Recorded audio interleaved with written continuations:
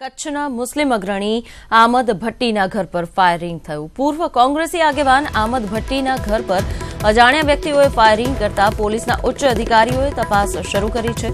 ઘટના તેમના ઘરના ગેટ પર બની હતી અને તેમણે ફરિયાદ નોંધાવી છે। તેમના ઘરના ગેટ પર ફાયરિંગ કર્યાની પોલીસ સ્ટેશનમાં અને ત્યારબાદ પોલીસ અધિકારીઓ પહોંચ્યા હતા આખા મામલાની તપાસ માટે।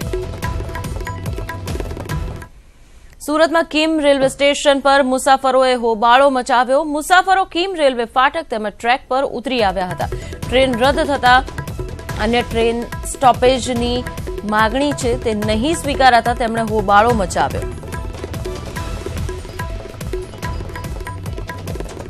तो आ दृश्यो जोई रह्या छो। किम रेलवे स्टेशन पर मुसाफरोए केवी रीते देखावो कर्या छे कारण के अहीं ट्रेनનું સ્ટોપેજ નથી મળી રહ્યું। તેમણે જે રીતે માગણી કરી હતી તેના સંદર્ભમાં તો તેમના સ્ટોપેજની માંગ નહીં સ્વીકારાતા તેમણે કર્યો છે હોબાળો કિમ રેલવે સ્ટેશન પર।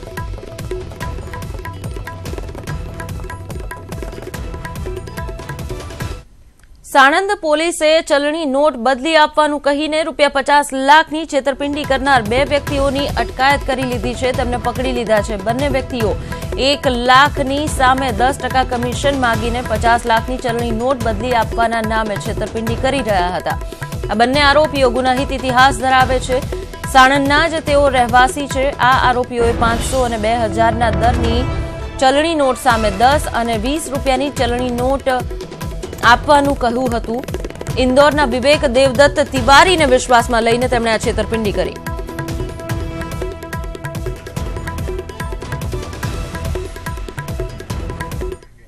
અને હવે સમાચારમાં જોઈશું કે જ્યોતનું સત્ય શું।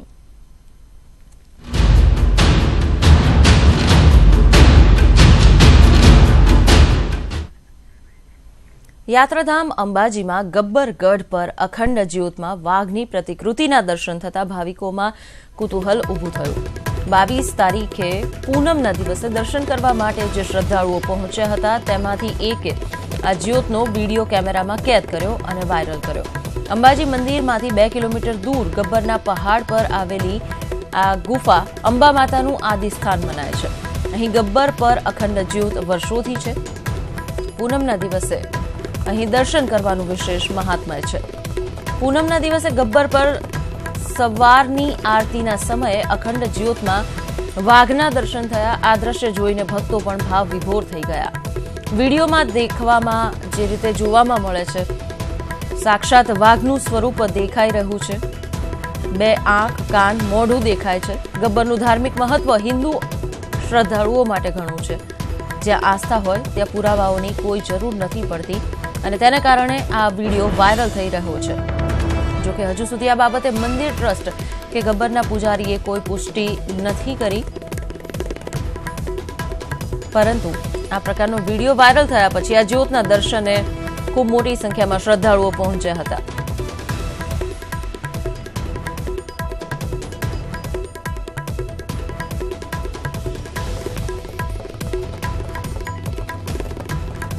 તો આ રીતે જ્યોતનો વિડીયો વાયરલ થયા પછી શ્રદ્ધાળુઓએ અહીં ભીડ લગાવી હતી દર્શન કરવા માટે। આ અખંડ જ્યોત છે જેના દર્શન કરવા માટે મોટી સંખ્યામાં શ્રદ્ધાળુઓ પહોંચ્યા હતા।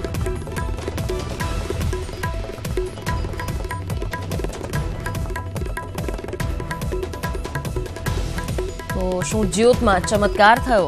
આ પ્રકારનો સવાલ સૌ શ્રદ્ધાળુઓને મૂંઝવી રહ્યો હતો। ત્યારે નજીકમાં જે શ્રદ્ધાળુઓ હતા તેઓ તાત્કાલિક દર્શન કરવા માટે પહોંચ્યા હતા।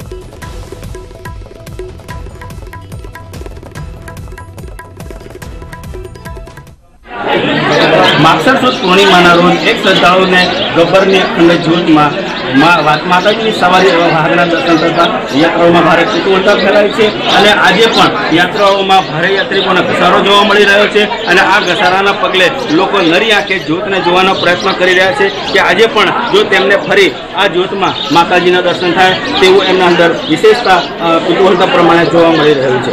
महेंद्र अग्रवाल, न्यूज 18 गुजराती, अंबाजी। રાજ્યમાં ઠંડીનું મોજું ફરી વળ્યું હતું, પરંતુ હાલ ઠંડીનું જોર ઘટ્યું છે આ પ્રકારના અહેવાલ મળી રહ્યા છે। નલિયામાં 11.8 ડિગ્રી સેલ્સિયસ તાપમાન છે।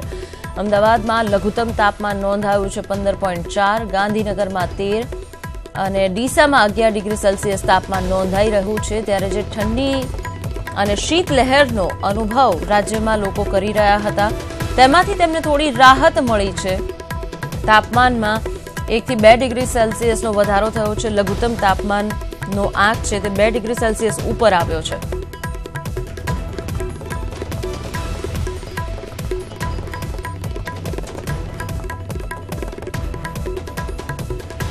બ્રેકિંગ ન્યૂઝ ગુજરાતમાં ઠંડીનો સપાટો જે જોવા મળી રહ્યો છે તે દરમિયાન તાપણાના સહારે લોકો આ ઠંડીમાંથી રાહત મેળવી રહ્યા છે। શિયાળો જામ્યો છે તેમ કહી શકાય, પરંતુ આ અતિશય જે ઠંડીનો લોકોએ ગત સપ્તાહે અહેસાસ કર્યો તેમાંથી તેમને રાહત મળી છે। ઠંડીને માણવા લોકો વહેલી સવારે ટહેલવા નીકળે છે, વોક કરવા માટે નીકળે છે અને એક્સરસાઇઝ કરવા માટે નજીકનો જે ગાર્ડન વિસ્તાર છે ત્યાં પણ જતા હોય છે। ઇન્ડોનેશિયામાં સુનામીથી હાહાકાર છે। સુનામીથી 280 થી વધુ વ્યક્તિના મોત થયા છે। મૃતકોના પરિવારજનો પ્રત્યે સુષ્મા સ્વરાજે દુઃખ વ્યક્ત કર્યું છે। તો સુનામીથી ઇન્ડોનેશિયામાં ભારે તબાહી છે અને 280 થી વધુ લોકોના મૃત્યુના અહેવાલ છે। ત્યારે સુનામી પીડિતો અને સુનામીને કારણે મૃત્યુ પામેલા લોકોના પરિવારજનો પ્રત્યે સુષ્મા સ્વરાજે સંવેદના વ્યક્ત કરતું ટ્વીટ કર્યું છે।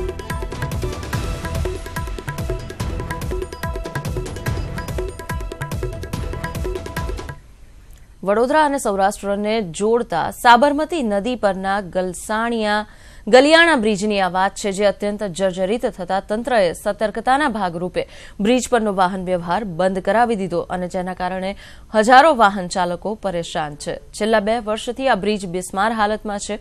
રવિવારે બ્રિજની નીચેના ભાગે ખૂબ જ નુકસાન વધી જતા તેને બંધ કરવો પડ્યો।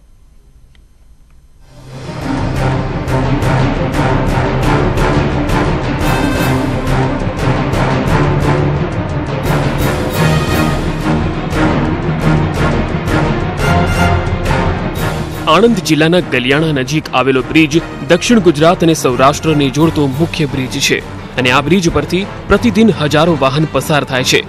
આ બ્રિજ નીચેના ભાગમાં પોપડા પડી જતા વચ્ચેથી બ્રિજને ખૂબ જ નુકસાન થયું હતું, જેનો વિડીયો સ્થાનિક લોકોએ સોશિયલ મીડિયામાં વાયરલ કરતા તંત્રના અધિકારીઓ દોડી આવ્યા હતા અને તાત્કાલિક બ્રિજને બંધ કરવામાં આવ્યો હતો।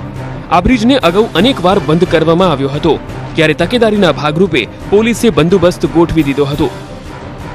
વાસદથી તારાપુર જતો સૌરાષ્ટ્ર અને મધ્ય ગુજરાતને જોડતો હાઈવે રોડ ગલિયાણા બ્રિજ આગળ પુલ આવેલ છે, જે ક્ષતિગ્રસ્ત થયેલ હોવાથી અમારા મહેરબાન ડીએસપી સાહેબની સૂચના મુજબ આ રોડ ડાયવર્ટ કરવામાં આવેલ છે। મોટા વાહનો તમામ આણંદવાળા રોડ પર ડાયવર્ટ કરવામાં આવેલ છે।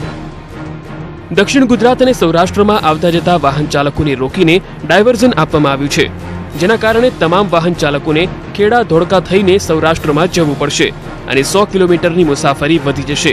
ત્યારે હવે આ મુશ્કેલીનો કાયમી ઉકેલ લાવવા માટે વાહન ચાલકોએ રજૂઆત કરી છે। બ્રિજ તો છેલ્લા 2 વર્ષથી એકદમ જર્જરિત છે અને આજે આ બિલકુલ તૂટી ગયો છે, એટલે અમે આ 150 કિલોમીટર ફરી ટોલ ટેક્સ ભરીને જવાનું છે અને કાયમ અમે અહીંયા આ રોડ ઉપર હાલીએ છીએ અને કેટલા દિવસથી અમને આ મનમાં થાય છે કે આ પડું બ્રિજ છે, પણ આજે આ પડી ગયું। આ બ્રિજની સ્થિતિ છેલ્લા 2 માસથી બિસ્માર છે, છતાં તંત્ર દ્વારા કોઈ નક્કર પગલાં ભરવામાં આવતા નથી।